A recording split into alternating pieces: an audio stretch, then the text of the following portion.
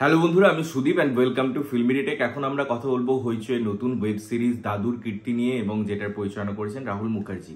তো এই পার্টিকুলার সিরিজটা আমার কেমন লাগলো, দেখুন এই বিষয়ে যাওয়ার আগে বা সিরিজটা ভালো মন্দ বলার আগে কিছুটা গল্প আমাকে যদি হালকা করে টাচ করতে হয়। বেসিক্যালি একটা ফ্যামিলি, একটা জয়েন্ট ফ্যামিলি, যেখানে বুড়ো বুড়ি একটা আলাদা বাড়িতে থাকে বা তাদের যে ভিটে সেখানে থাকে, এবং তাদের রক্ষণাবেক্ষণ করার জন্য একজন লোক আছে, সেটা সত্যম ভট্টাচার্য ক্যারেক্টারটা প্লে করছে।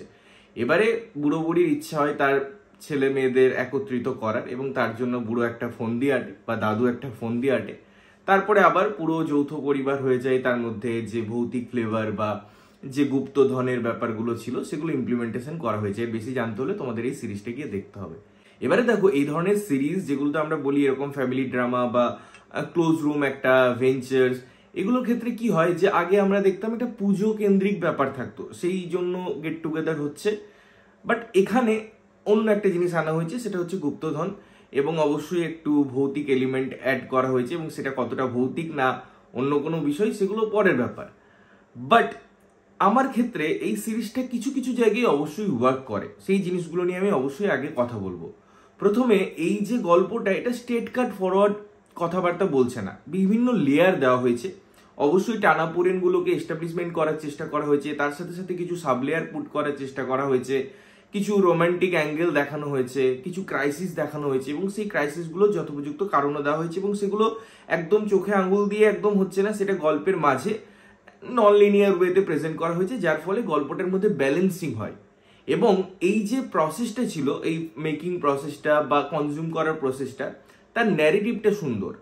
ফলে আমরা যখন পুরো জিনিসটাকে একত্রিত করার চেষ্টা করি বা পুরো এপিসোডে যে জিনিসগুলো হয় সেগুলো দেখার বা বোঝার চেষ্টা করি, আমাদের বেশ ভালো লাগে। বিকজ ওই যে একটা জার্নি, তার মধ্যে বোলপুরের মধ্যে একটা জায়গায় যে কথোপকথন হচ্ছে পার্টিকুলার একটা সাবজেক্ট নিয়ে বা একটা জায়গায় পৌঁছানোর জন্য যে কোডিং কথাবার্তাগুলো হচ্ছে, মাঝে মাঝে ব্রিদিং স্পেসগুলো দেয়, এবং সেই জিনিসটার জন্য এই পুরো কাজটা মনোটোনাস হয়ে যায় না, দেখতে ভালো লাগে।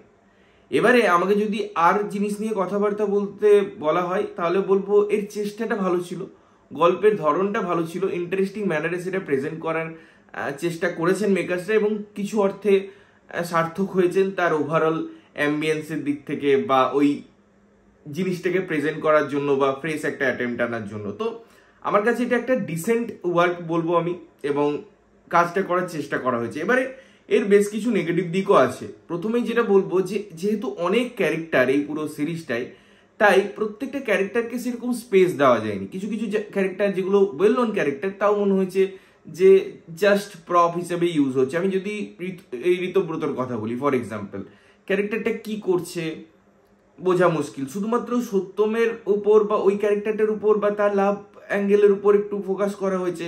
তার বাবা মায়ের ইনসিডেন্টের কথা আছে, বাট সেটারও ক্লোজার পায় না, বিকজ টাইমের লিমিটেশন আছে। এবং ওভারঅল এত জিনিসপত্র পরিচালক দেখাতে চেয়েছেন, কোথাও আমি কমিউনিস্ট পার্টি দেখাচ্ছি, অতি কমিউনিস্ট পার্টি দেখাচ্ছি, কোথাও গিয়ে আমি ক্রাইসিসগুলো ডেভেলপ করার চেষ্টা করছি, সেগুলো এস্টাবলিশমেন্ট করার চেষ্টা করছি। ফলে বেশ খানিকটা টাইম টেকিং হয়ে যায় শুধুমাত্র এর ডেভেলপমেন্টে, তার প্রসেস এগোতে থাকে না, বা জার্নিটা কোথাও গিয়ে একটা জায়গায় থেমে যায়। শুধুমাত্র সব জায়গায় মনে হচ্ছে একটা কথাবার্তা চলছে, মাঝে লোকজন এসে পরে ঝামেলা শুরু করে দিচ্ছে, চিৎকার চেঁচেমেচি শুরু করে দিচ্ছে, এবং কোনো একটা ইস্যুকে তারা হাইলাইট করার চেষ্টা করছে, বাট সেই ইস্যুটাও কোথাও গিয়ে ঠুনকো হয়ে যায়, কারণ সেটার মধ্যেও প্রপার জাস্টিফিকেশন থাকে না। এবারে আমি ক্যারেক্টার পারফরমেন্স নিয়ে আলাদা করে কথা বলছি না, বিকজ প্রত্যেকেই খুব ভালো মানের অভিনেতা, এবং তারা প্রত্যেকেই নিজ নিজ জায়গায় খুব ভালো এই পার্টিকুলার সিরিজে। কিন্তু তাও খামতি লাগে, বিকজ পুরো জিনিসটাই না স্পেস নেই, পুরো ব্যাপারটা একটু আধা খামচা, বিকজ অনেকগুলো ক্যারেক্টার, অনেকগুলো ইনসিডেন্ট, অনেকগুলো কোলাজ।